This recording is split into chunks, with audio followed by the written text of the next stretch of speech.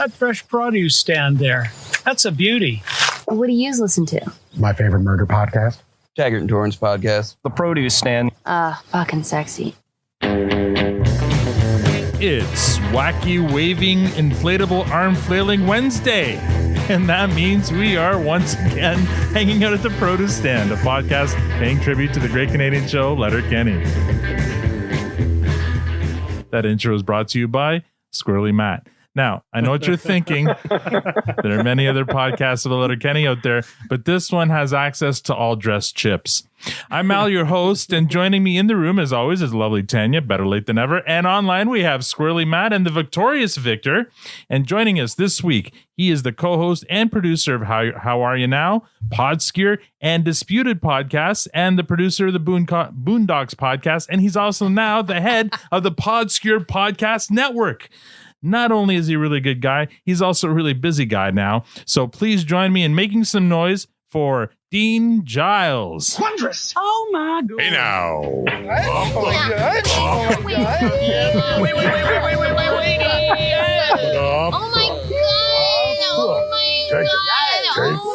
God. I regret nothing. Welcome back to the produce stand, Dean.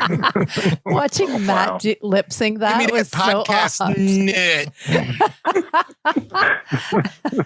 I'm going to start calling you Pod Dean or Dean Pod or something like that. No, he's growing his podpire. I thought you were going to say Boone Cox. Oh no, Boondocks. For a second. That's the porn parody. I'm like, what is that about? Hey now. All right. How are you now? Today's lineup is going to be Al, Victor, Matt, Tanya, and we'll have our guest say the last word here. My week was pretty normal, pretty standard. Not a lot going on this week. Although yesterday? I took the boy to a high-speed indoor go-karting track at Downsview. It was a lot of fun. But let me tell you, 10 minutes of that, I have a new appreciation for F1 racers, because just 10 minutes of these high-speed go-karts, and I was like sweating. My arms were like rubber, and I was tired.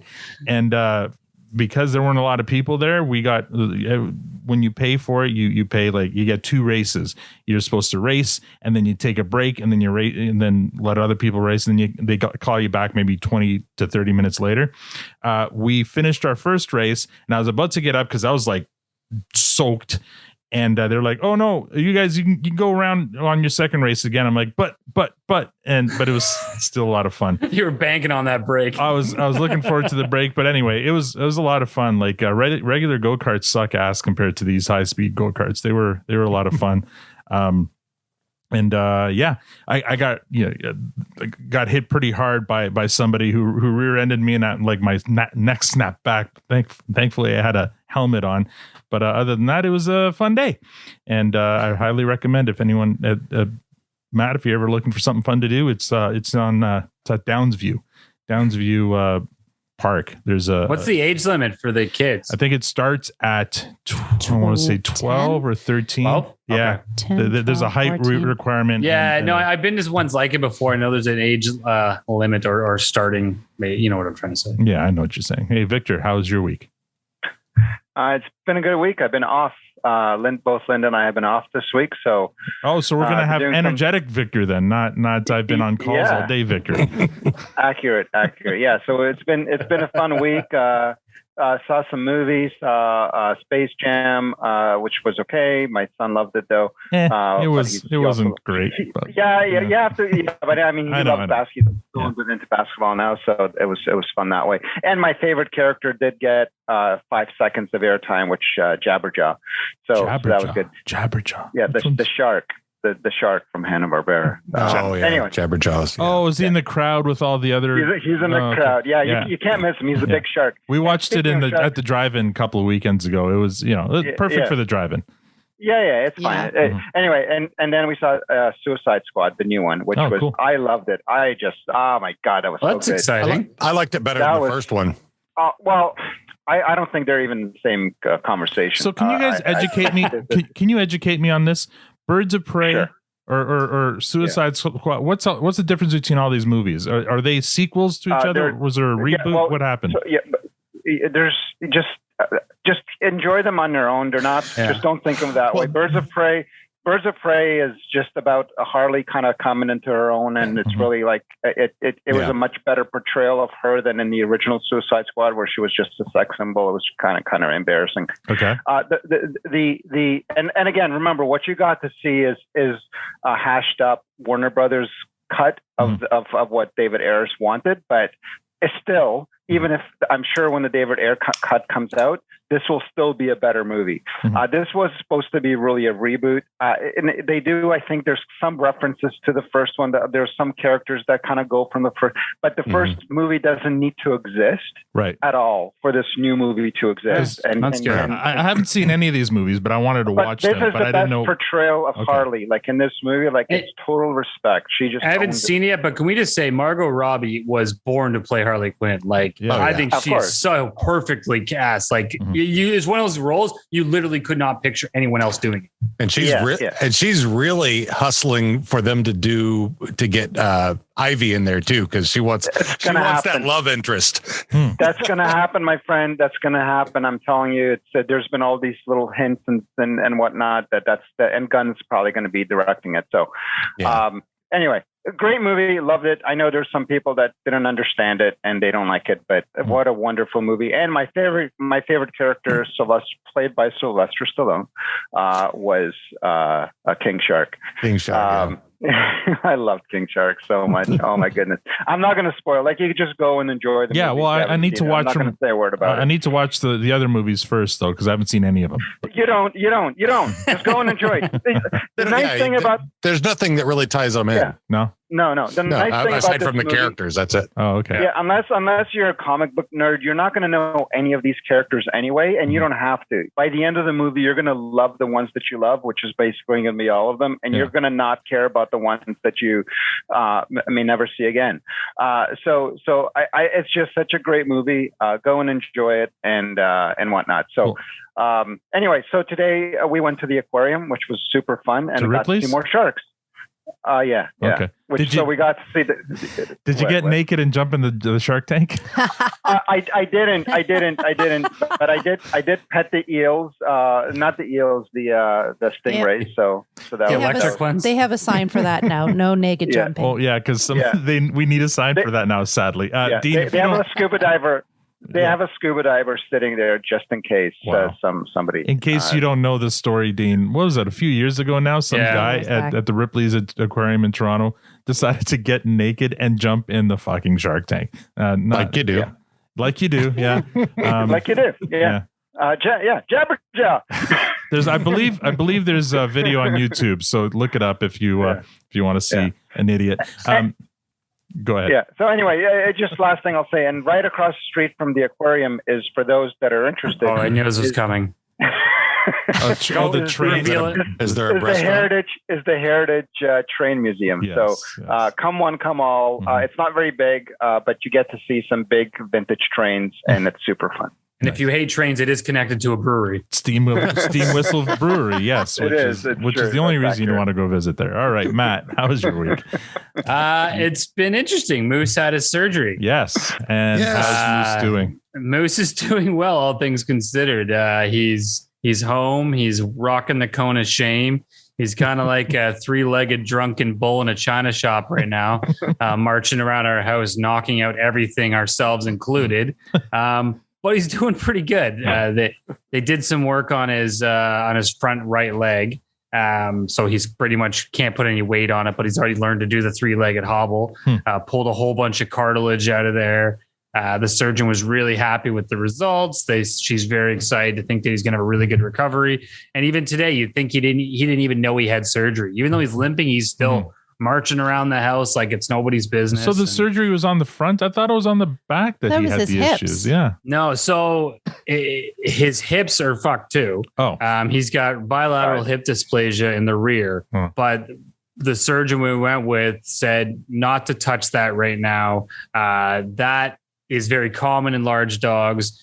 It's not ideal, but he could just build natural scar tissue around the area and go on to live quite a healthy life. He may face arthritis down the line, but the more pressing matter was his front legs, where he has this thing called OCD, which is like an overgrowth of cartilage between the joints. So essentially there was cartilage coming out of his elbows and running up the side of his arm. So every time he bent his arm, it would roll against this cartilage and cause enormous amounts of pain. And even the doctor, when she called the surgeon, when she came, she's like, actually, when we got in there, it was extremely rare what we saw. Normally it's a lot smaller, but his was going all the way up towards his shoulder. So they were able to get all that out. He's good to go. And he's got, within a couple weeks, he should be able to put some good weight on it, and then up to 6 weeks to get the full recovery.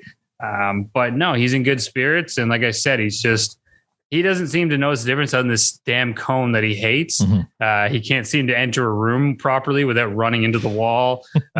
We have 3 stairs at our front door, which he can get down. When he comes back up, he keeps getting his head caught on the railing. Right. Yeah. It's a mess. But anyways, he's doing well. Good. Is this cartilage it's like a one and done? Like it won't grow back or anything? It won't grow back. Okay. It won't grow back. There is still and the first surgeon we talked to wanted to do both his front legs all at once, which now looking at how I'm dealing with him, that would have been a nightmare. Like he's 90 pounds. Yesterday I had to carry him out onto the lawn.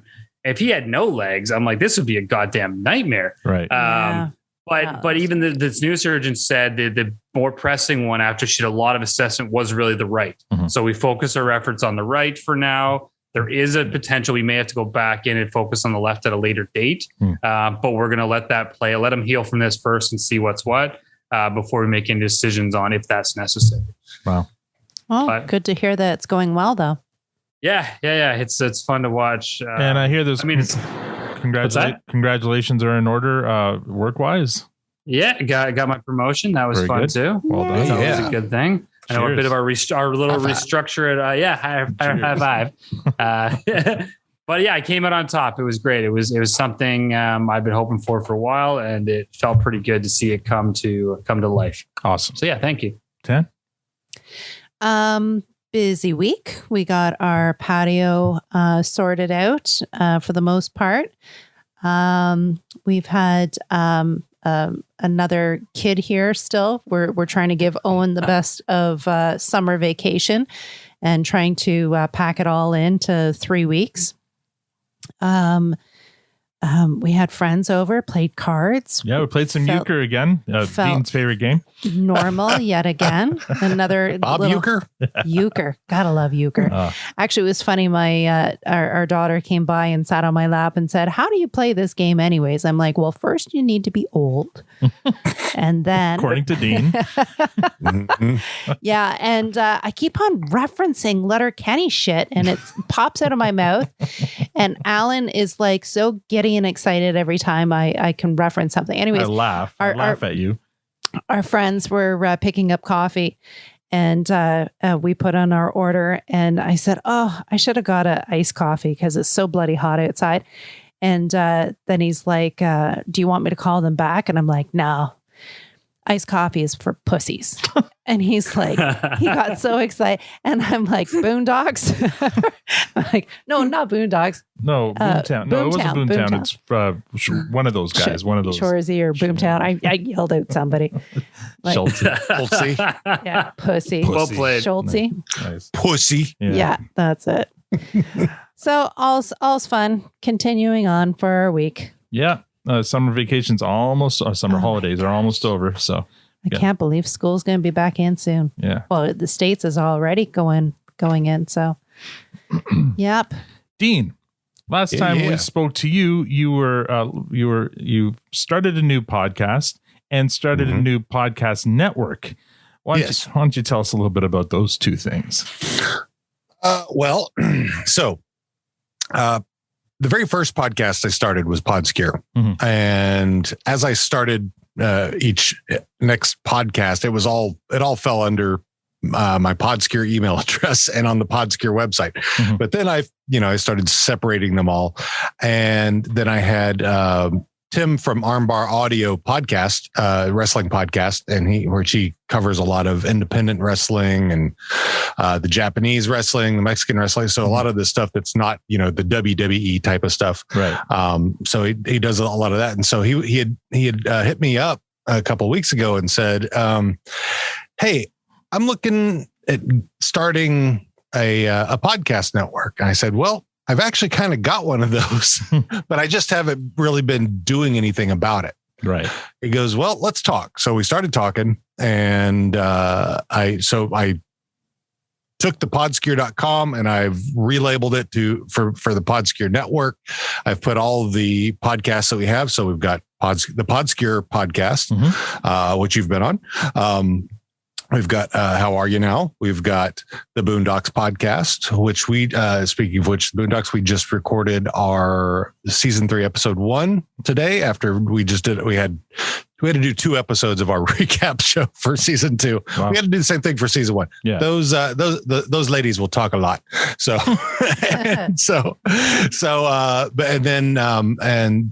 then I brought. Then Damon from the Damon Does podcast popped me up and said, he goes, hey man, you guys should have an episode on How Are You Now of Wayne versus Shorzy. And then you could do like Squirrely Dan versus Derry. I'm like, and so my brain started going. I'm like, right, we could do this beyond Letterkenny. You're thinking so small.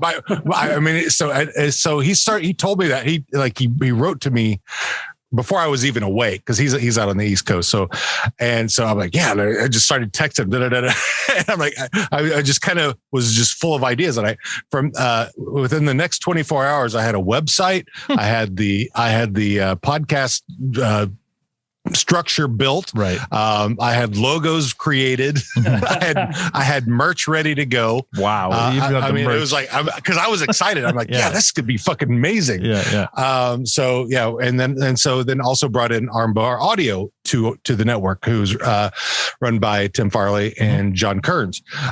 So Disputed, the new one, is a debate battle podcast where we take advocates who will go head to head for their fictional characters. So far, Damon and I have just been doing them ourselves. We haven't had any co-host advocates. So it's just been him and me. So the first one we did was Harry Potter versus Luke Skywalker. Who was the best chosen one. The next one we did was Donald Duck versus Daffy Duck. I like that one. That was good. Yeah. And then the next one we're doing is going to be Axel Foley from Beverly Hills Cop versus Mike Lowry from Bad Boys. And we've got Drake from Everything Culture advocating for Axel. And we've got Jeff from Those Guys Over There podcast advocating for Mike Lowry. Nice. And we're recording we're recording that tomorrow night. We're actually live streaming it. Oh, wow. YouTube, Facebook, and Twitch. Nice. And at 7 p.m. 7 p.m. East. 7 p.m. Pacific. Right. And so yeah, if you want to watch, that's where we'll be. Very good. So that's Disputed podcast. So check that out. Add it to your podcatchers, subscribe, listen. And there's a Twitter account for that one. Yeah. At Disputed Pod. And then the network is just called PodScure Network, right? The PodScure Podcast Network. Yeah. And so that has Armbar. It has How Are You Now? Boondocks, and Disputed. Is that 4? Yeah, correct. You got the 4? Oh, so we've got PodScure. Yeah. How Are You Now? Oh, right. Boondocks. Disputed. Because PodScure is also its own podcast. So. Yeah. You're growing your empire. It's amazing. You're going to be like the top of the podcast chain one of these days.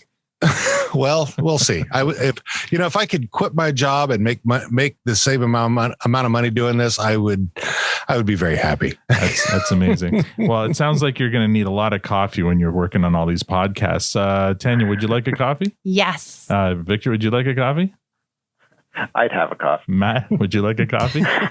I'm surprised we're not having coffee right now. Okay, that's great because the produce stand is now serving Diabolical coffee, devilishly good coffee, and diabolically awesome swag. If you're a coffee lover, regardless of your taste or preference, they have an option for you: whole bean, coarse, and standard grind espresso. They even have a K-cup option. And now for the entirety of season 7, which is only one more episode after this one, you can use the promo code Produce Stand for 10% off any coffee or merch purchase at diabolicalcoffee.com. So please support them by support us by supporting them. Thank you, Diabolical Coffee, and Eric for your support this season. And guess what? Eric is signed on for season 8, so we are going to continue to serve coffee for another season. He's a lot of. What's that? I was going to say, if they want to get me some of the Nespresso Virtual line capsules for that, I'd be happy to promote them as well. You know what? I'll have to ask Eric if he can make that happen. I mean, I can't see why not. So I'll maybe he'll listen to this and I'll get back to you on that one. And speaking of support, we have here we go, 17 new Twitter followers. So welcome to Aaron Tiberius from Buffalo, Catherine, Walter III, the Murder Board podcast from Nashville, Han from 802, Tat Mamas from Washington, DC, Be Free from Washington, Strad 36 PA, Nick from California, Ray from Brooklyn, New York, Captain Redbeard from Belnar, New Jersey, Lewis Wilson, Zora, SH from St. Petersburg, Florida, Big Bearded Texan from Oklahoma, Matt Wadsworth, and John Millender from Savannah, Tennessee. Thank you all for following and hopefully for listening. Previously on Letterkenny. Last week, we recapped and reviewed episode 6 of season 7, In It to Win It. That episode got a fresh rating from Matt, Tanya, and Jason, and a clearance from Victor and myself. According to our scientific Twitter poll, 72.27% of you gave it a fresh, and 27.3% gave it a clearance. There were no composts. This week, we recap our season 7 with our buddy Dean. So, I mean, we've all done our homework, so why don't we get started? Well, don't bore us. Get to the chorus. We start with episode 1 of season 7. And it was called Crack an Egg. And just to remind you what it was about, here's the limerick. Wayne's desire to help is coming at a price. His chorn's interrupted not once, not twice, but thrice. Squirrely Dan suggests they go start a cable access show to answer questions and offer up advice. So in this season, they introduced Crack an Egg as a kind of a replacement for their scenes around the produce stand, because we realize that it's winter and they can't do the produce stand. And now when I think back to the last time they did a winter season, it was the sled shack. So those scenes were replaced by the fishing hut scenes, right? Because they didn't have the produce stand to shoot around. So it all kind of makes sense now. Our guest for that episode was Adrian, our buddy Adrian, and we talked about how the season kind of started kind of out of sync, and as a result, we kind of did too. It was a little weird because the order of everything was different. Like the whole 5,000 people in Letterkenny text usually comes up first, and then you get the cold open, and then you get the theme. This time we got the stinky open, the text, and then the theme. So it was a little weird, a little out of sync. Tanya, what did you think? Oh, Matt hasn't given his first. Oh, that's right, Matt. What did you think? See, just like we're out of chronological order here. I'm all messed up. I'm trying to keep it in order. I'm not gonna lie, I loved it. It was so simple and right down your alley, right? But Mr. Right, I love fart jokes, but then you give every fart-based episode a compost. So. Well, no, true. Base joke, because it wasn't even about farts. That was just ridiculous. I can appreciate they did this well. So this one began with that fart montage of every single fart released throughout the first 6 seasons.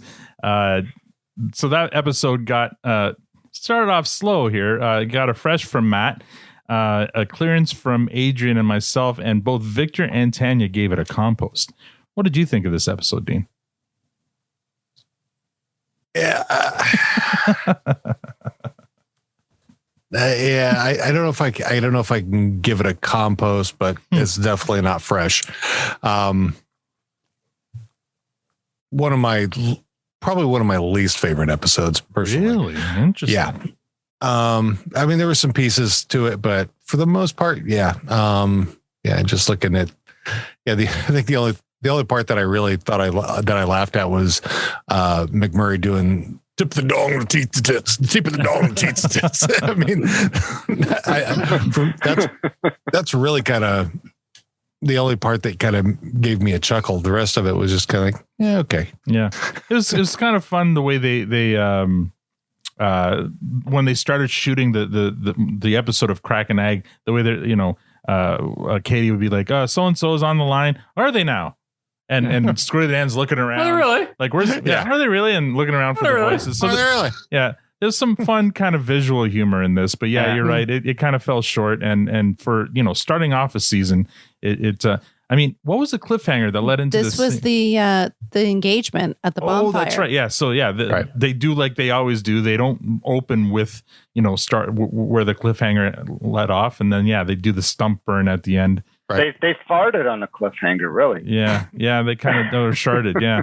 So I think we're all kind of in agreement here. It was kind of a weak beginning to this episode. I liked it. To be fair, other than to be fair, we all loved the Crack and Egg, everything about Crack and Egg, and I think there was some disagreement when around the edit that brought McMurray in. Right. Yeah, that was kind of weird. His actual show. That was kind of a weird. Kind of quick take to it. And I think we had some disagreement about the actual McMurray call-in segment, because there was some confusion. Is that supposed to be like people we don't know, or is that Wayne calling in? Is that Jersey calling in? What's happening? Yeah. And then I didn't. Well, like you were the only one who thought it was you were the only one who thought it was Wayne acting out all those voices. We all knew. Well, okay, fine, whatever. My issue with that wasn't even that. My issue was it was just too. Yes, McMurray is a piece of shit, but it was just cruel. It was unnecessary. Yeah, it was unnecessary roughness. Is what it was. But was it foreshadowing to how he pulled it all together in the end? Yeah, of the well, season? Whatever. I don't know, foreshadowing. But, next episode actually was our interview with Alex McCooey. So that was a thrill to have Dickens on himself, and I've got a few I've pulled a few clips from that interview.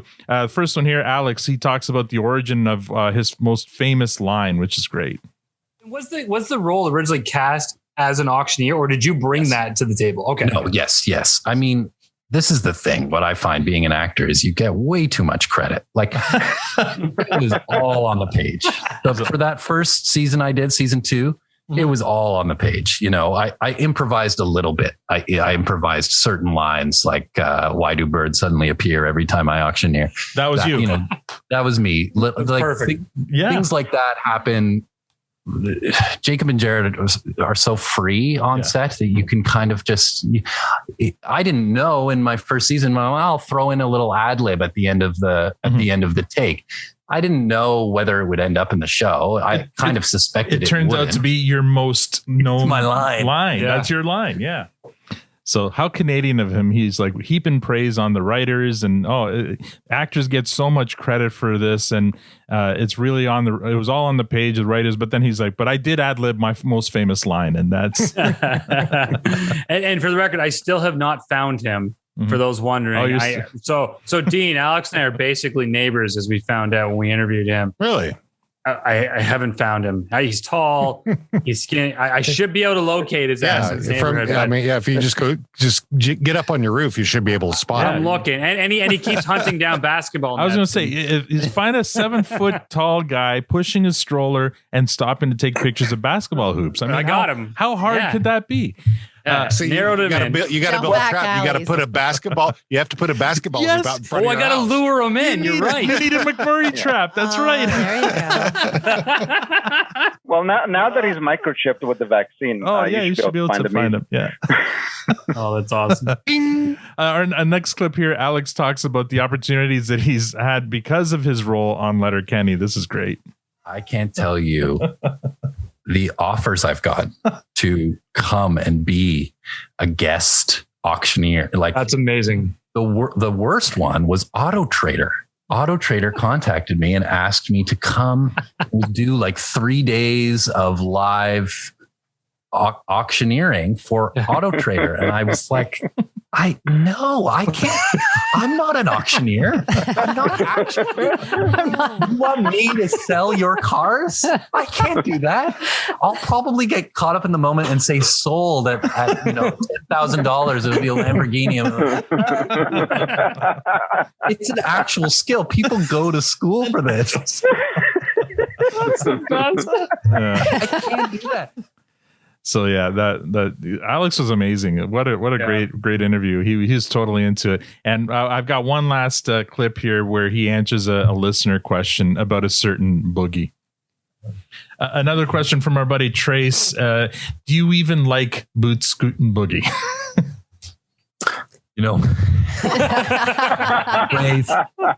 Grace, I hate to break your heart. I couldn't sing you a line from it right now. I listened to it for the show and I appreciated it, but I no longer remember it. Fair enough. Jason, I will request it at weddings. Well, yeah, because you got it. Yeah, you have to make the fans happy. So there you go. That was Alex's appearance on the show. I was driving down around. I went to the office today. So as I was driving, no word of a lie, I'm looking around for a 7-foot tall guy pushing a stroller, wondering if I'd see him. But nope. Anyway, moving on to episode 2, Red Card. You need a side podcast, Hunting McCooey. I love it. And every day it's just one of you leaving journal date. August 19th. McCooey watch day 5. Private McCooeye or something like that.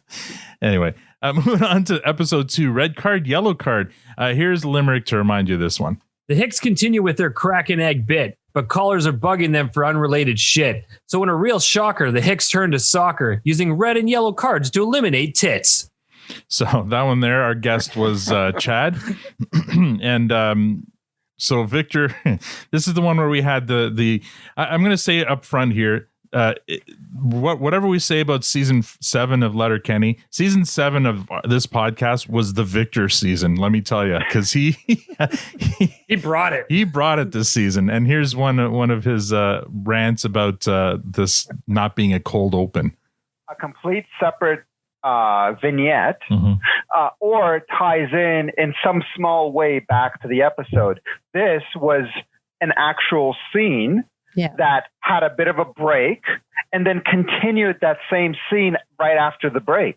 This was not a cold open, my friend. Okay, semantics. Cold open is... No, it's not semantics. Cold That's open not semantics. is a scene that starts before the credits. That's all that it means. It opens cold. The episode opens cold. And the scene so far in none of the other previous episodes has ever directly continued. Yeah. But it's still a cold open. Still a cold open. Anyway, what did you think of it? You can call it whatever the hell you want, but it was not a cold open. What did you think of this scene that opened coldly before the credits? Go. Yes. You're a passionate fellow. When Victor digs his feet in, Dean, you just have to have Victor on the Disputed Pod by himself. He'll argue with himself. He'll argue both sides and get really animated with either. Just make sure he's had some sleep. He'll just be talking shit to himself on both sides of it. So this one here, we called it a Walmart unicorn because it was basically clearance all the way through. We all gave it a clearance. What did you think of this episode? I liked it better than the first one. Okay. I like when they were all getting so mad about, you should never resort to violence unless it's about labor. how upset that they were about that. And then also you got the hottest sex imaginable. That and fuck you Thibodeau. All that stuff. I enjoyed all that. I don't know if I would give it a fresh. It's definitely not compost. So I would say it's like right on the cusp of fresh to clearance. Oh, okay, good. So yeah, you liked it a little bit better than the rest of us. The MVPs that we gave out for that episode, Victor gave it to the Red Card. Matt gave it to Leg Day Bay. So, not much better. but whatever. Tanya gave it to Glenn. Tanya, myself, and Chad, we all gave it to Glenn. So if you were to give an MVP for this episode, who would you give it to? Thibodeau. Dragging his dead, what was it, horse? Oh yeah, Thibodeau. Fuck you, Thibodeau. Yeah. You know what? Walking out of school. By the way, I forgot to mention the MVPs for episode 1. So because I didn't write it down in my script, let me just quickly access them here. I know one job. I got you, Matt. No worries. So I would never. Episode 1, we had MVPs. We had Matt. You gave it to the actual Crack and Egg show. Tanya gave it to Glenn because Tanya, her default is Glenn. I gave it to Wayne and Squirrely Dan on the strength of just them on the show, how funny they were. Victor gave it to Plaid because there was a lot of plaid. The color, not a person. And our guest, our guest Plaid is not a color, but thanks for coming out. and Adrian gave it to Glenn as well. It should be a color. So if you were to give an MVP for that one, who? Yeah, I'm going with Tanya there. Glenn is. Yeah, I loved his producer role. Yeah, he was just so wrapped up in it. my biggest issue with that episode is I didn't know what the hell was going on, and nobody was able to explain it to me. So that I think the big issue, if they had done one small thing after that cold open, it would have made sense. If they had said we're going around to what was it was said to look for sponsors or something like that? But you're just making that up. You're just no, I know, but I mean, yeah, because there was no connection. There was no explanation for why they were going door to door to give people red cards. Yeah, we didn't know why they were being pitched. Yeah, exactly. Like, no, we know why. I feel like they edited. There's a director's cut out there somewhere that explains it all. Yeah, we knew why the Hicks went door to door to give red cards, yellow cards, but every door they went to, somebody was trying to pitch to them an idea. So it was kind of a continuation of Uncle Eddie's Trust. It was like, why were they being pitched all these ideas? Were they looking for sponsors? That might have been a good way to explain that, but they didn't. So it was kind of weird. Yeah, it was kind of a strange. I mean, if you have a hot take on it, Dean, love to hear it. Yeah. On episode 2? Yeah. Just what the hell were they doing? Why people were pitching to them? Yeah, I didn't. I mean, it sounded like a ham-handed Uncle Eddie's Trust. Yeah, it was kind of a sequel to Uncle Eddie's Trust, which is great because we enjoyed Uncle Eddie's Trust, but it didn't seem like why were people doing that, right? So if they could have explained it maybe by saying, "Oh, we need a sponsor for Crack and Egg," and then it would have made sense if they went around and everyone was pitching. Well, I mean, the reason they were doing it, I know why they were doing it. It was because they were getting all the stupid questions from other people. No, the reason the Hicks were doing it was explained. There was no reason why when the Hicks knocked on people, everyone else was pitching to them something, which was kind of strange. Because Wayne's involved. Yeah. We move on. Katie's. Yeah, we move on to episode 3. Nut, and here's the limerick for that one. The Hicks are having drinks at Modine's, but Squirrely Dan is bothered by some online smut. But the others don't scorn because everyone watches porn, and it's no one's business what makes you nut. So that one there, our guests for that one were Sarge the Destroyer and Maynard from the Citizen's Guide to the Super Normal podcast. Dean, if you're looking for guests for PodScure, these guys would be great. And yeah, they were fun. They were a lot of fun. So whenever we get into one of these Canada versus USA conversations, for some reason, it always ends up being about food in the end. So here's another example of that. I'm sorry to interrupt your flow. No, before we move on, do you guys actually have dill pickle Doritos up there? Yeah, and they're pretty good. Yeah, we do. Yeah, they're pretty good. We do? Yeah. I need that in my life. Actually, and Miss Vicky's just came out with those are even better. A spicy dill pickle. Dill. Fucking great. Look, those ones are really good. We're getting ripped off. We are totally ripped off. We literally just got all dressed chips like a year ago. Oh yeah. Look, you guys got 5 or 6 different versions of Captain Crunch, and we only get the one. So you know what? Yeah, it goes both ways. Yeah, but have you seen the average American? Like the average American would destroy some Dill Doritos. Yeah, it did not end well for us when we made those 6 different flavors because now all of our children are huge for multiple reasons. Yeah, they were great guests. So that episode there got a fresh from Tanya and Maynard, who by the way was wearing like an S&M mask with a zipper, and it was really bizarre. It was hilarious. Don does that sometime. He has a wrestling mask that he'll put on. It got a clearance from the rest of us, and no compost. The Twitter actually again agreed with gave it a 72% fresh, 22% clearance, and actually one person gave it a compost on Twitter. What do you think of the episode Nut, Dean? I enjoyed it. Actually, this is probably the one. It's not. I mean, it's fresh on the cusp of heading down, but I think it's pretty good. So yeah, I give it a fresh. I enjoyed it. There's a lot of the nut and the you are white boy. so the whole suck my Jack Johnson. Derry just is an idiot. There was another clip I almost pulled where Victor got a little confused as to Jack Johnson and being a guitarist. You should have pulled that. That was a good one. He was so convinced. He even dropped a air ball when he was trying to convince us that we were wrong, and he was so fucking wrong. Anyway, I recommend that little argument we had there. For MVPs, I gave it to Stuart for that one. Victor gave it to the name Johnson, of course.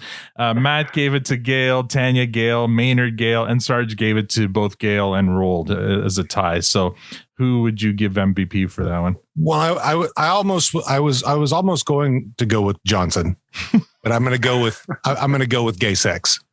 Oh yes, that was a good scene. Yes, it was good. All right. Let's move on to episode 4, Letterkenny versus Penny. Here is the limerick for that one. There are pets in need of rescue aplenty. Cue a charity competition in Letterkenny. Wayne comes up with a trick of just asking real quick, which helps him hit the mother load of pennies. And for that episode, our guest was the one and only Awesome. And this is a memorable one because this is the one where... Quite memorable. Yes, well, Matt will never forget this one. This is where we lose Matt to the toilet. He wishes that he was here, and he's apologetic that he's missing it. Yeah, he's under a certain amount of distress right now. Oh, please let him know. I hope everything's okay. Everything will be fine. Everything will pass in time. It's probably passing real fast right now. We'll leave it at that.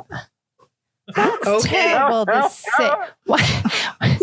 I don't think there's anything bad to say that he has food poisoning. Okay, that's it. So he's gotten hit with a bout of food poisoning. He says, "Tell Awesome she's awesome, and feel free to make fun at my expense." So hey, we have the green light. We can make fun of Matt not being able to get off the shitter right now. Everybody, sure, get off the shitter. Oh my God, Shorzy. Yeah. Anyway, the rest of the episode almost took back to just that, but this was the only unicorn of the season. We all gave this one. I missed it. Fresh, and Matt missed it.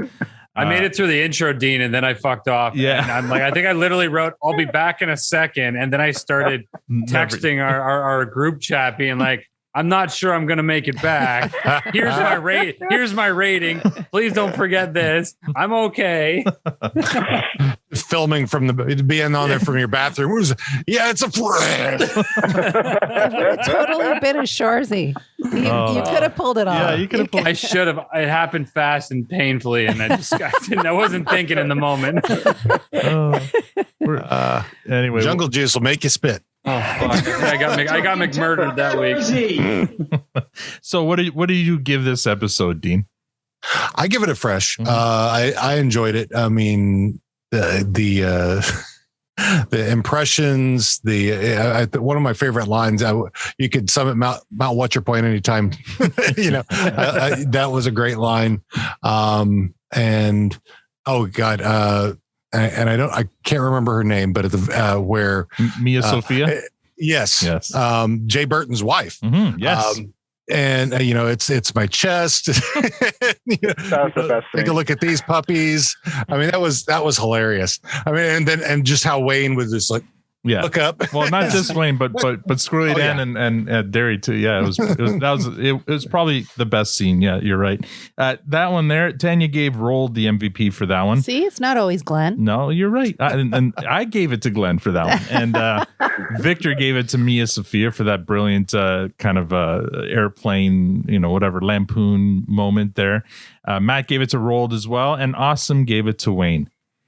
Who would you give MVP to? I give it to Christopher Walken's Crocodile. Really? Okay. Yep. I always wanted to know what it would be like to be a crocodile. I mean, if we were going to do that, I would have given the line of the episode to Stuart, where he's like, "What did Rold say? Gay sex? No, I finished or something like that." Or no, I wasn't finished. And Stuart said, "Yes, you were. I could smell it." It was so perfect. All right. Episode 5, W's Talk, baby. Here's the limerick for that one. Tannis' bid to buy the Eagles is blocked. Why would they sell when W's talk? She chooses a different tact by bringing the Irish back to help Auntie Tannis clean their clocks. So I pulled a few different clips for this one because, Dennis Guggen was our guest for this, so I had to have a Dennis clip in here. But so much happened in here, and very little of it had to do with Letterkenny. But here's Matt's triumphant return from his previous week. Matt, how's your week? Oh, I survived. Did you? So just to set the record straight, because there's a lot of gossip going around, I have zero belief that Joshua's jam had anything to do with my ordeal last week. Okay. His jam is delicious. I have been enjoying it on a daily basis. It did not. I hear it. I'm pretty sure I was McMurdered is what happened. I had a D-Gen moment last week, and you keep them coming.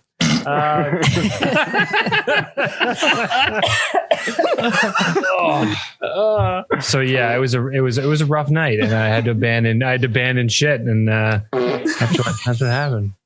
So we're glad, Matt, you survived. That clip was better than Fart Book, man. It was at least on par. Be careful, you're going to give yourself a compost. Not from Tanya. You'll get yourself put on our top 5 there. My next clip here. Again, I mentioned this season was Victor's season, and here's the reason. Good. Here's the reason why. Every single time. What the hell? Were they even on the ice? It didn't make any sense. Then we get into that got 3 thens. I know. Then we get into the actual climax of the thing where you're thinking there's going to be some comeuppance at the end, something, and they get comeuppance. when the bad guy gets no, I know. I just wanted to hear you say it again. So then you get this whole montage of Al said it. They get completely annihilated and embarrassed, and there's no reason for it. They just, this whole show, the whole time it stands for equality and looking after the minorities and all this and marginalized groups and stuff like that. And here they completely embarrass the girls, and there's no rhyme or reason to it. So, in case you couldn't tell, that one got a compost from Victor. No. And actually, I think, Victor, you said this was your least favorite episode of all of them. It was, yeah. And I don't disagree with you. It was that part of it was very off-putting, but it got a clearance from the rest of us. But Victor, that was a very passionate plea there from Victor. Oh, sorry, we do have one more clip. This one is from Dennis, because we can't have Dennis on and not clip him. He was amazing, and here he plays a game of 3 truths and a lie with us. Oh, so where I disclose which one it is? Yeah, I am so excited. Okay. I have never been a long haul trucker. I've been the wheelman on a lot This is of the road easy trips. one. I'm like, That's the one I would have totally thought you would have done. I'm like, how did you get to all these experiences? Well, you drove a truck around the country. I love it. So yeah, part of that was he said he was either Las Vegas cop, a nurse, a mortician's assistant, or a long haul trucker. Which of those 4 did he not do? And the answer was long haul trucker. He had done all the other 3. I'm like, holy fuck. Wow. The man's an onion. He's amazing. Anyway, back to the ratings. Victor gave it a compost. The rest of us gave it a clearance. Dean, what say you? Yeah, I would go clearance. There were some bright parts to it, but I would say clearance. The 5.15 inches, of course, stands out for everybody, and especially when because as he's walking by and it's Squirrely Dan and the huge spit take, it's just everywhere. I mean, it was perfect. I mean, the whole thing about Boxing Day. I mean, that part I think was well written. So the rest of it was kind of dodgy. I did like Coach talking about vomit on your mom's spaghetti or whatever. Yeah, that was my favorite part. Yeah, that was my favorite part. For sure. Yeah. But I mean, I totally got what Victor was thinking, and I completely agree too. During the hockey scene I was sitting there waiting for the comeuppance as well, and it never happened, and it was a bit Come on, a bit uncharacteristic of Letterkenny for that, for sure. Okay, the MVPs for this episode, Matt, you gave it to Zeke, the dog, because why wouldn't you? You complain about Victor's MVPs, but that's pretty lame. Tanya gave it to who else? Glenn. I gave it to Coach. I thought Coach was great in this. Coach was hilarious. Yeah, in this episode, he was talking about the broken. Yeah. You do that really well. Yeah, you do really well.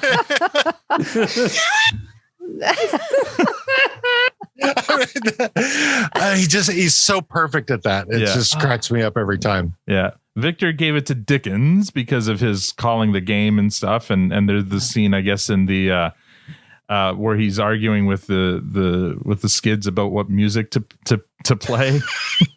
And Dennis gave it to McMurray. Because he's average and he's very happy to be average. So Dean, who do you give it to? OCM. No, I probably Marianne and Betty Ann. Oh, okay. Those are my girls. So what did you think of this? I mean, because I know, you're a big fan of Marianne and Betty Ann, and what did you think of this episode, the way they kind of treated the women? I think they were looking for a way to. It was a manipulative tool that they were using to try to get them. So they I think they couldn't make it so that it was so equal that it would take 2 episodes. Mm-hmm. So they had to because they had to nip it and then get to work. Mm-hmm. So I think that's probably why they did it the way they did it. I mean, after talking to Jess and Kelly, mm-hmm. About it, neither of them know how to play hockey. So that's a point that Victor brought up. The ice hockey, is it in the next one or is it in this one? In the ice hockey scene? Yeah, it was this one, episode 5. Yeah. Well, you want to talk? They were on the bench the whole time. Yeah. They were on the bench the entire time, and so I mentioned, well, maybe they can't skate. I know that Jess. In fact, I think from talking to them, I don't. Yeah, they skate a bit, but yeah, they don't. As far as hockey is concerned, I think they both said that they went out a couple of times and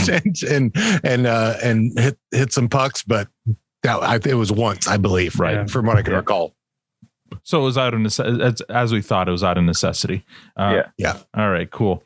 Let's move on to the season finale here, episode 6. In it to win it, and here's the limerick for this one.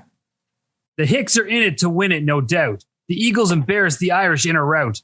Derry is getting some flack from wanting Anik back. Meanwhile, Mary Fred's the one stepping out. All right. And our guest for that one, who was our guest? It was Jason. Jason was our guest. Massachusetts. Yeah, Massachusetts. That's right. And in this one here, Tanya talks about Marie Fred versus Rosie. It's still something to be said that Wayne felt that strongly towards her, mm-hmm. that he gave her a ring and asked her to marry him. Well, she's so much like him. He never did that though with Rosie. Well, it wasn't. Yeah, it didn't last long enough, probably. Was it that, or was it that it was just so kind of flat? There was no kind of, that passionate.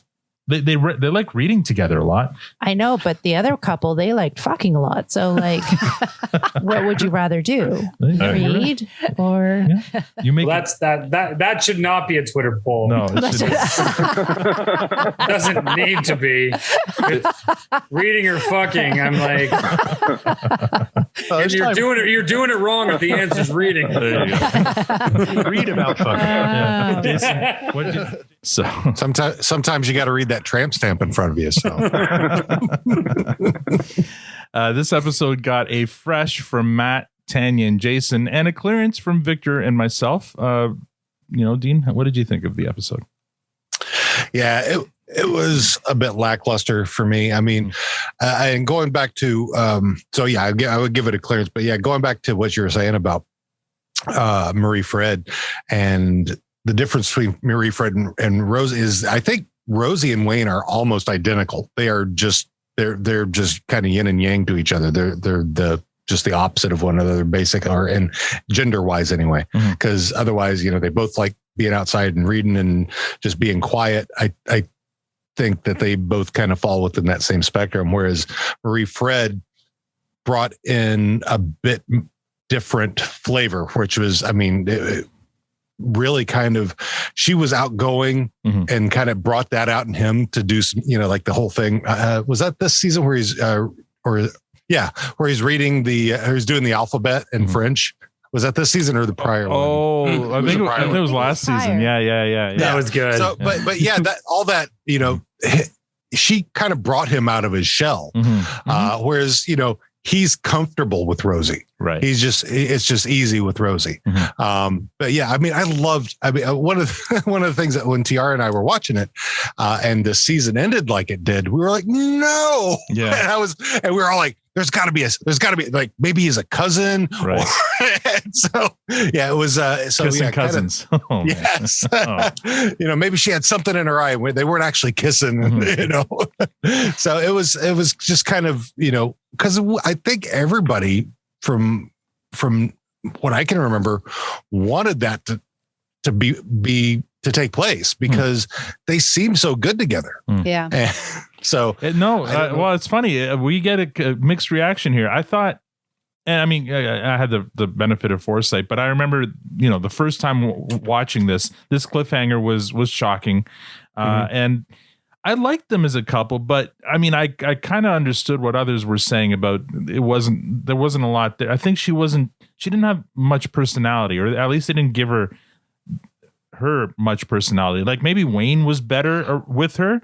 But in terms of her, I don't think she warmed up to many fans. So I think that was the same. I think that was kind of the same case with Rosie Part 1. Right. Yes. We're going to find out Rosie. Yeah. Rosie 2, I think is going to be a little bit more of a fan favorite. So of the four ships, so we have Angie, Tanis, Marie Fred, and Rosie. Who's your favorite so far? Who's your favorite Wayne girlfriend? And that's hard. It's not Angie, but I kind of go with Rose. I kind of got to go with Rosie just because she's been loyal. Right. She's his comfort zone, and she's local. He doesn't have to drive to fucking Quebec, right? to go see her. Yeah, he's good fishing in Quebec, but not loyal girlfriends apparently. No, yeah, apparently not. But yeah, I think I got to go with Rosie. I love Clark Bacco. I've loved her since Supernatural. So yeah, she's great. I like her a lot. Cool. Does going on a date with Gay's mom count? No. Why would you go for Gay's mom? Is that your type there, Victor? It's still my favorite episode of all time. It is. It's mine as well. She's a bit dommy. Yeah, what are you trying to say, Victor? You need a little whip cracking on you? Oh, you're getting the blue that's spatula. The red keep it card. handy. I know you see blue, but that's red. So that's Victor's version of giving you a red card, apparently. So I really need to send Victor a red spatula. Yeah. All right, MVPs here. Victor gave it to McMurray. So did Matt. Tanya gave it to Derry for this one. I gave it to Shorzy. I thought he was despite the disappointment of the hockey scenes from the previous episode, I thought he was hilarious in this episode with all his chirping in that game. And Jason gave it to Stuart. Who would you give MVP to in this episode? Honestly, McMurray. Entrance of the episode. Yeah. Yeah, well, he was. You're right. Because he was the one who basically had to tell Wayne and Squirrely Dan. He goes, "You got a friend out there who's going to get his ass kicked. Why aren't you with him?" Yeah. McMurray, the piece of shit, came to the rescue. Yeah. So I give props to McMurray for that one. But I mean, it was not my favorite episode, obviously, but I mean, it was McMurray stood out, so I give him props for that. Okay. Nice. Awesome. So those are the 6 episodes. There wasn't a holiday special in this season, and actually, I don't think there is one for the other seasons either. Like we're done with holiday specials. So we'll talk a little bit about our final kind of thoughts on the season, and I guess I start. I mean, this is no shock to any of you guys here, I'm sure. This so far is the weakest Letterkenny season. Season 7 is the weakest, and I mean, our rating, the one unicorn we gave it, I feel like if this season, if that unicorn episode happened in seasons 3, 4, or 5, it wouldn't have been a unicorn. I think we were just looking for something. It was a good episode in this season compared to all the others, but I think compared to other seasons, bar was low. Yeah, the bar was low. So yeah, and I know, Dean, you warned us about this early on that 3, 4, you called it 3, 4, and 5 were strong, and then 7 is kind of where it tails off. This was a bit of a precipitous dive. It was it was kind of not a great season. And from the way the season happened, because if I remember correctly, there was a bit of a delay getting that season out, and so everybody was so excited, and it was a huge letdown. Yeah. I think we found out that this was the first one when they went to Hulu, like the first when. Yeah. So when it went to Hulu, this is the first season the first new season available on Hulu. Yeah. So yeah, interesting that was it the Hulu influence that maybe, I don't know, hindered them or something? I don't think. Well, maybe the money that they're getting out of Hulu kind of made them think that they had to do something special, and they tried something that was outside their wheelhouse, and it kind of fell flat. That's a good point. I don't know. Yeah, they could have been influenced by other sources saying, "Hey, you need to do something outside." Yeah, but I mean, you got the new girlfriend, and you're really trying to impress her. Yeah. But what really different did they do here? I mean, the crack and egg thing, but we've talked about it. That's just kind of replacing the produce stand scenes. As Victor said, it was editing. Maybe. Yeah, the editing was editing was bad, and they went away from their cold opens. People love their cold opens, and they tossed the cold opens out the window in this season. There was maybe a couple episods where just because you don't understand what a cold open is doesn't mean they toss it out. Were they different? We're talking about the Letterkenny universe, and what did they do different? That is a huge thing that they did different in this season. Well, they took a formula that was working, that if it ain't broke, they and they went and changed it. It's starting with the very first episode where they didn't even do a cold. They just did a montage of farts. Yeah. That's it's like they wasted 10% of the episode, maybe 15% of the episode on just pure trash. Like, that's not a good way to start. Yeah. Like, I just don't get it. So Victor, you're next on the list. So you want to continue with what you're saying? Well, what did you think of the season overall? I think we know. Let's just forget it. Let's just forget it and move on. There was one good episode, which was the fundraiser or whatever it was, and that was a fun episode. I don't think we had to dig deep to give that one a fresh. It was a good episode, and we enjoyed it. But the rest of it is just various degrees of average for the kind of writing that we've kind of grown to be accustomed to in the previous seasons. So let's call this one a mulligan, and hopefully we'll come back strong with season 8 or that's right. Was this season 7? This is 7. God! Yep. Yeah. Holy cow! Yeah. So hopefully you come back strong with the next episode. Matt. Yeah, I really wanted to enjoy the season. And funny enough, I remember for some reason my memory of the whole Crack and Egg season was really strong.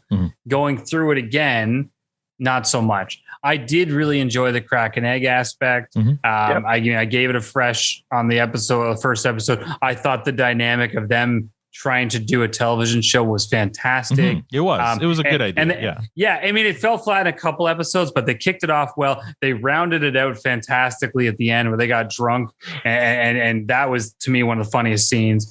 There was good moments in this season, but yeah, I mean, all in, it didn't have what we've all come to love. And actually, even reflecting on Letterkenny versus Penny, this came out even though I wasn't there for the episode.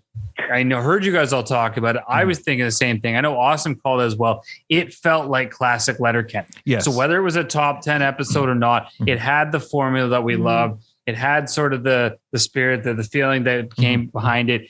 That's what we were all drawn to in previous seasons that were so successful. So I'm not surprised that was our top episode in this season, because the other ones were dancing around these different ways of trying to make us laugh and tell a story. And it didn't quite work. And the storytelling was kind of all over the place a bit. I did feel, and even listening to the recap, it stood out to me more. McMurray, although not overly present this season, was a big force in this season. So he was in almost, if he wasn't every episode, he was in almost every episode. And his moments were all fantastic, right from day one. The 5.5-inch thing, other moments, and then to wrap it all up in the season of being the star that brought them all back. I thought this was actually his season, if you think about it, and how he kept them all going.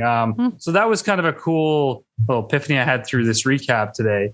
So if I had to go for I know we don't do this, but MVP of the season, I would actually give it to McMurray because his moments really stood out in this season. All right, we'll get to that, but so I'll write it down. But we'll get to that season MVP in a bit. I think maybe where Letterkenny got off the rails on this season, where they stopped doing what they did so well before. I think of a couple of things: how relentlessly they went after McMurray in those two scenes on the Crag and Ag, like. One or two calls, fine, but they went over and second episode, I think I forget who her guest was. He said there were 7 calls and all of them just relentlessly going after him. And then the treatment of the women's hockey team in the second to last season, in episode 5, just those 3 things seemed kind of out of character for Letterkenny. And which is kind of weird. Like, yes, McMurray's a piece of shit, but he's always been there for them. So that was kind of strange. Tan, what did you think? Just from the review that we're doing here, it looks like it's pretty much split down the middle. There were some really, fun episodes, the Letterkenny versus Penny, and certainly the nut one. But then there was like the really bad stuff too that really, really just fell flat, right? I think overall, it goes in the clearance pile because there just wasn't enough to keep it up and to that fresh level, as you were all saying.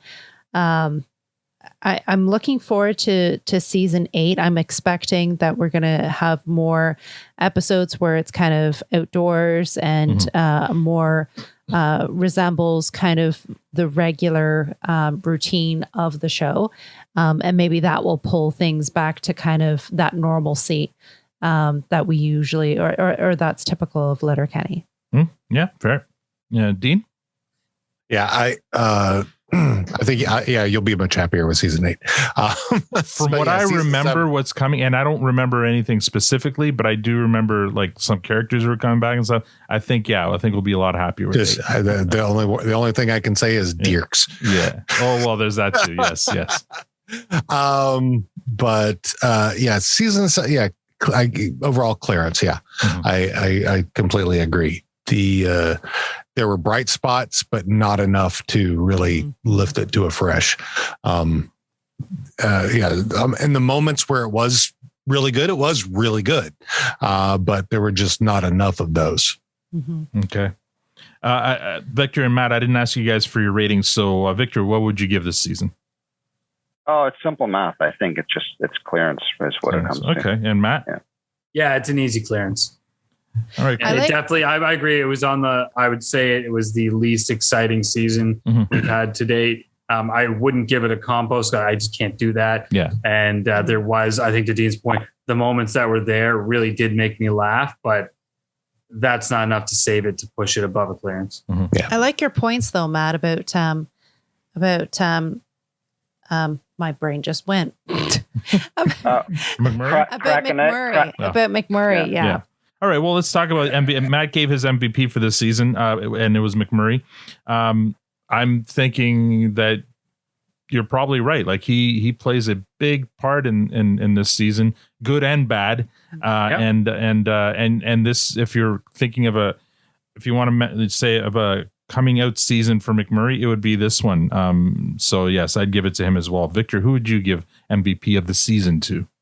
Well, I give it to McMurray too, but for a different reason. I give it to him for perseverance, and because he took so much shit collectively from over several episodes, and then at the end, even though he got crapped on all along, he still came back and then was the guy that saved the day and saved Derry from being complete. By the way, I think I was, like I said, I was going to give the MVP to the portal that's behind the produce stand that gets them so quickly to Quebec just in time, just perfectly in time. Yeah, just perfectly in time for just as the fight was about to start. That was brilliant. But no, you got it. Yeah, McMurray obviously stands out just because of just the beating that he took. Yeah. Now, Tan, most of your MVPs for this season were Glenn. They are. So, would you give Glenn the MVP, or who would be your MVP? Would your math make it Glenn? My math does make it new math. My math does make it Glenn individually, but looking at the season as a whole, and as Matt has pointed out, McMurray does tie the whole thing together, like from beginning to end.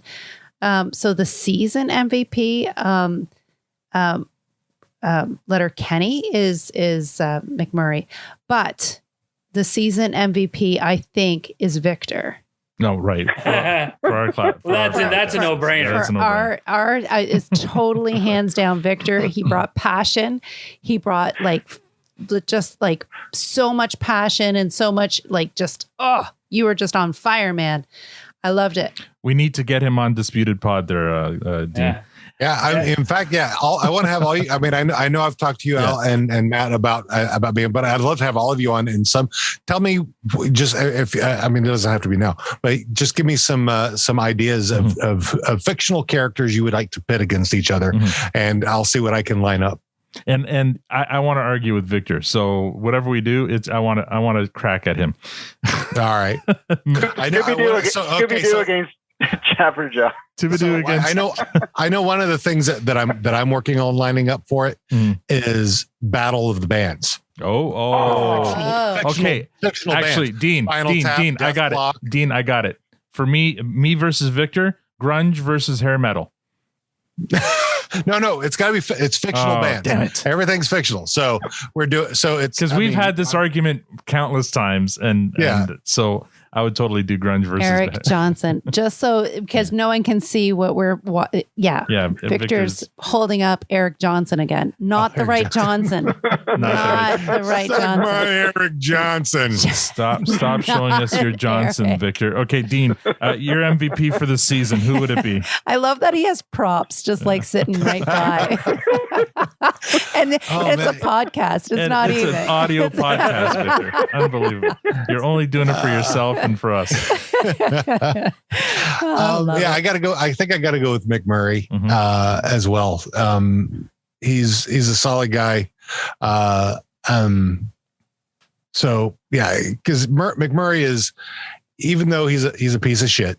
And he's very cringy. I love how we all say that. he will be the first one in the fight. He will, just throw himself into a fight.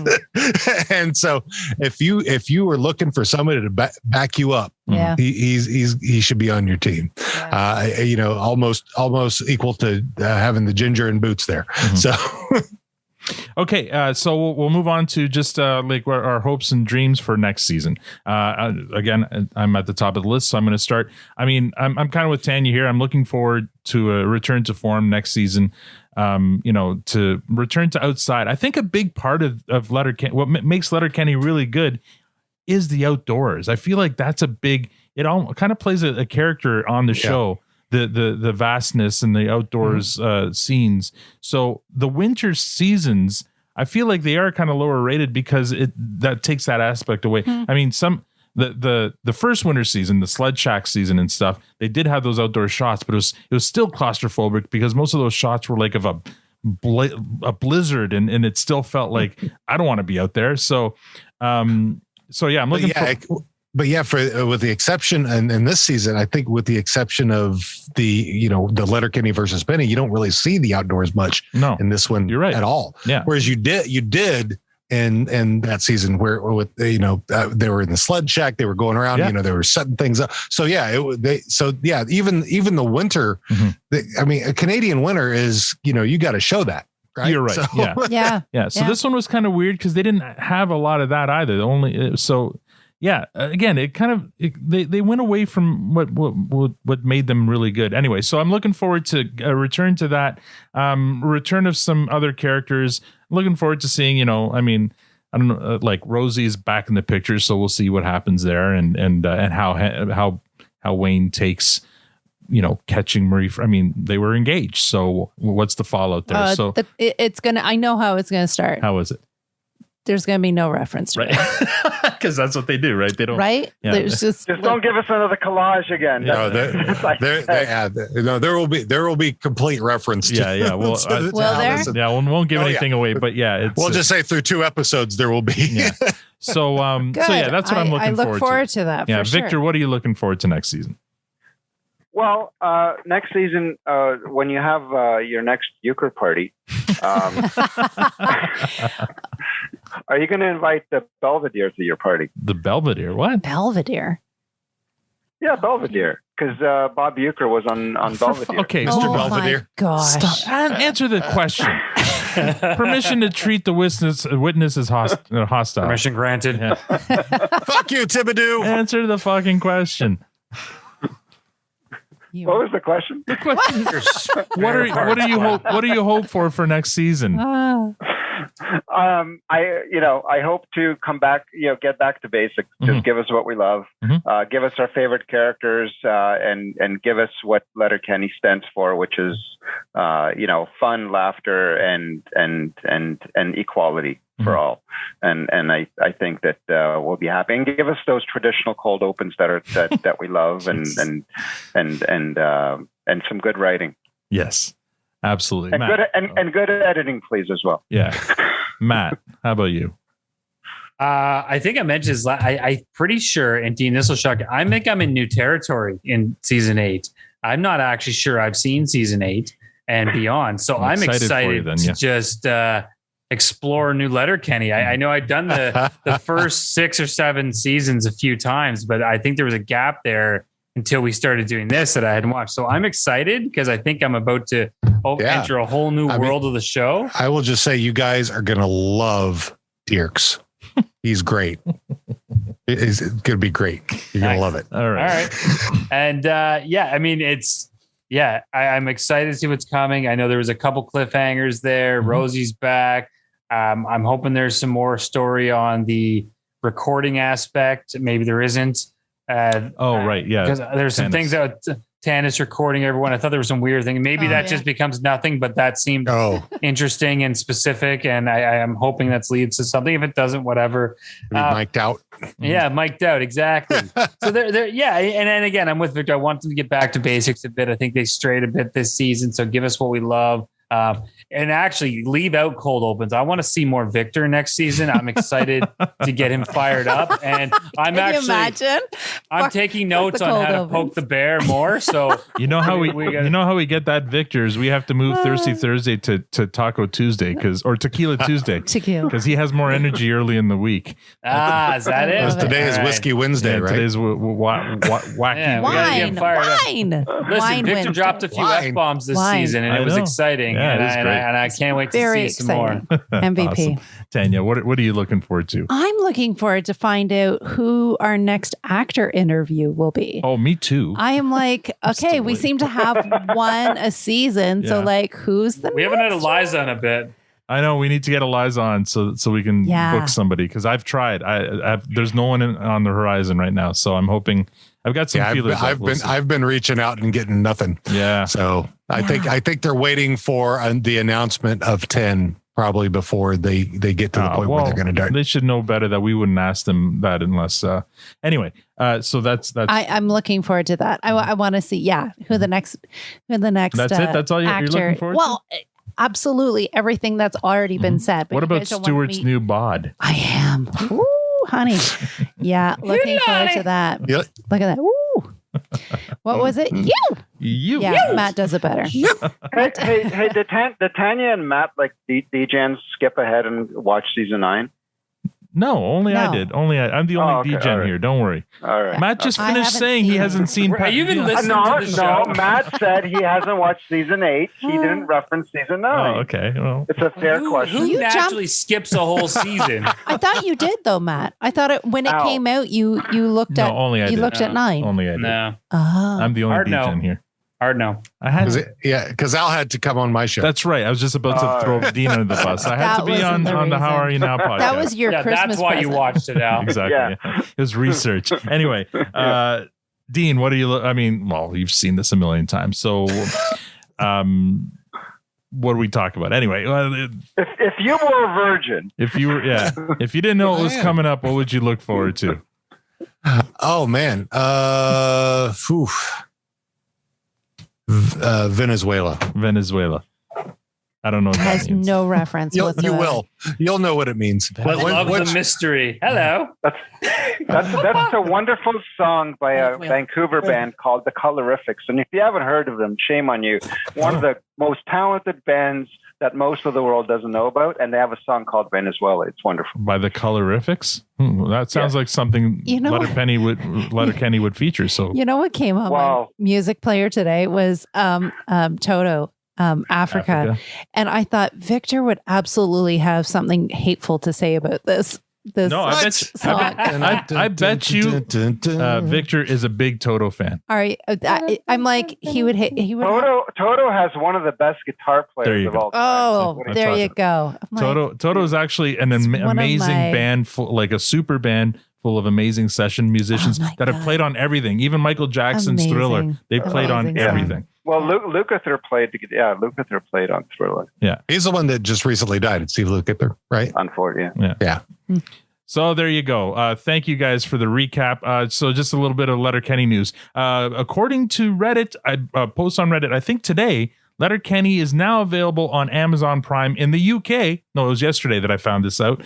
And then I went over and I checked our charts, and we're on the UK charts now. So I guess the Brits are discovering the show and looking for extra content. So that's amazing. I posted or I tweeted out saying that I'm a little jealous that they get to, experience this for the first time, just as I'm now jealous that Matt gets to experience season 8 and season 9 as Victor and Tanya do, without having seen anything before.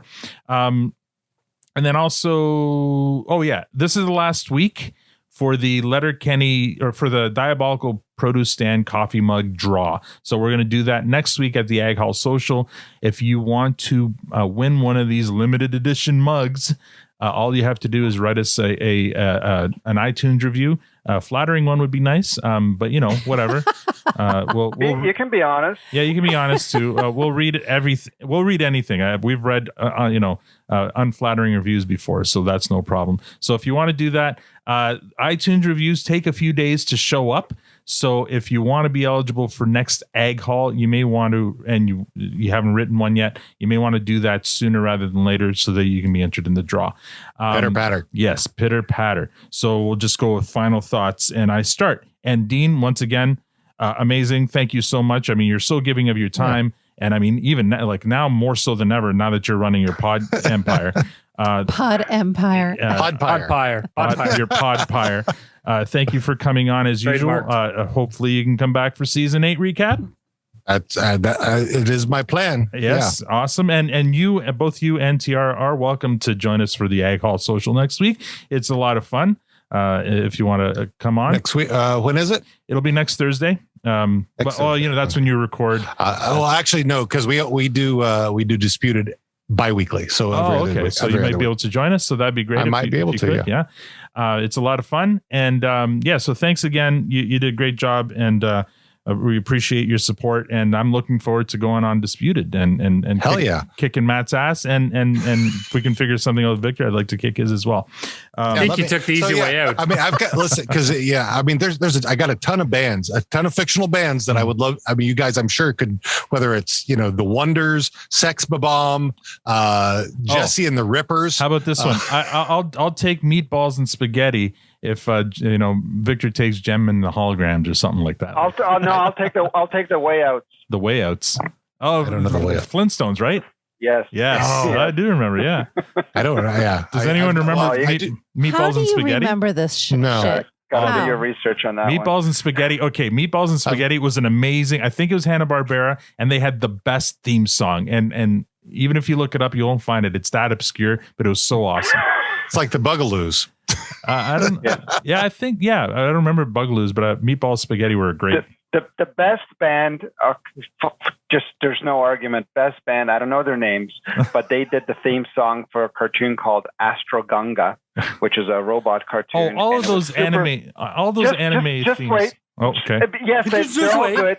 They're all good. Just wait. But they're an Italian band. Oh. And because this cartoon it was Japanese, but it was just super popular in Italy. Because that's in 82 when I was living there. It was on TV all the time. And the band that did that song, go on YouTube and just type in Astrogunga theme. And the band that plays that song, you'll get a bunch of videos of the actual cartoon, but there's one of the actual band playing that song. Oh my God, it's incredible. Oh, yes. I'll have to check that out. Astrogunga, one word. In general, that's one of the reasons I loved the anime, when I was a kid, was what were those theme songs? They were always so good. They were like rocking themes. But Dean, if you're putting fictional bands, you got to throw the Country Bears in there somewhere. I didn't have I've got a ton of them. I mean, like just Stillwater.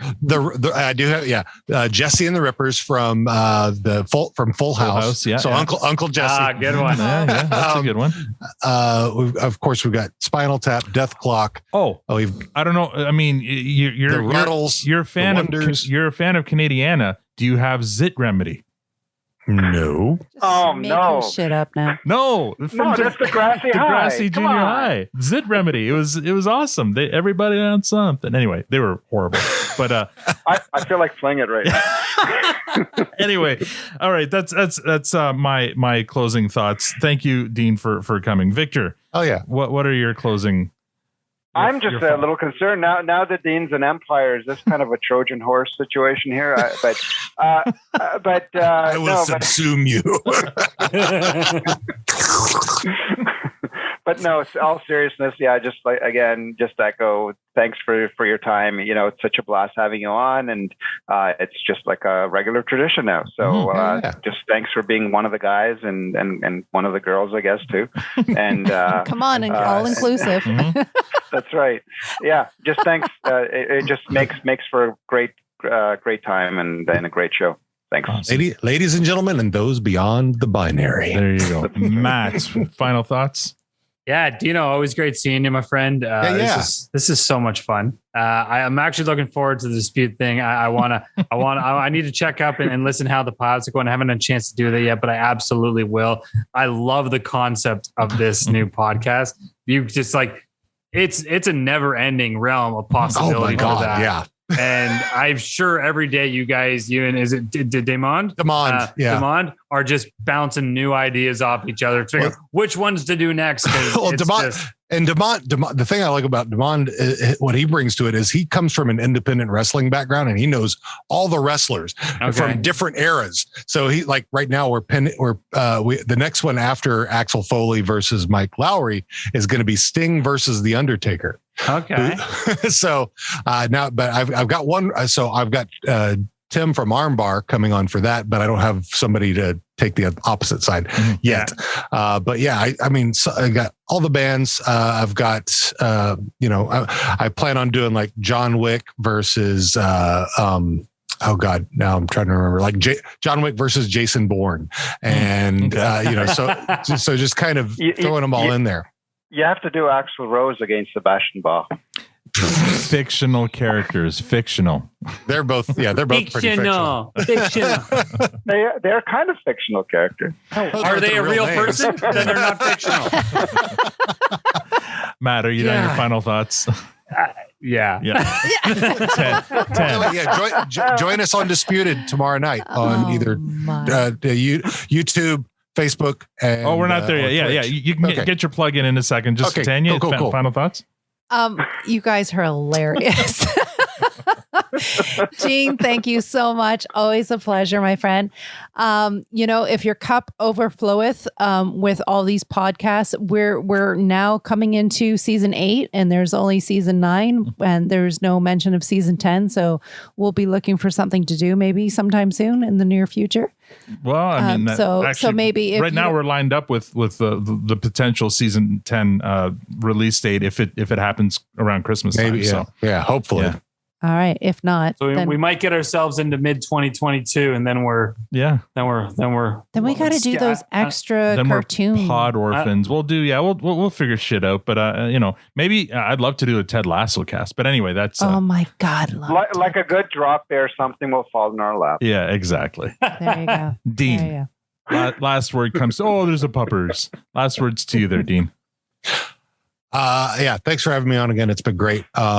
Season 7, even though it was let down, it was great hanging out with you and talking about it. Come check us out over on Disputed on the Boondocks podcast. And whenever we're back, I mean, we've got all the stuff on How Are You Now if you want to go check that out. Let's see. And then PodScure.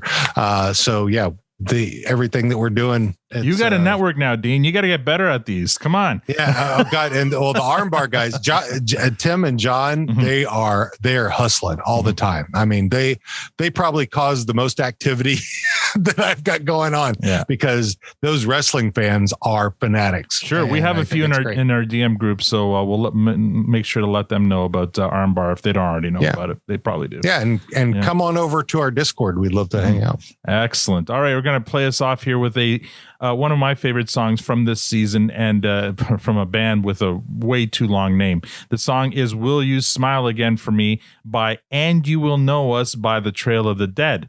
Once again, they need to shorten that. But for now, it's a rockin' tune.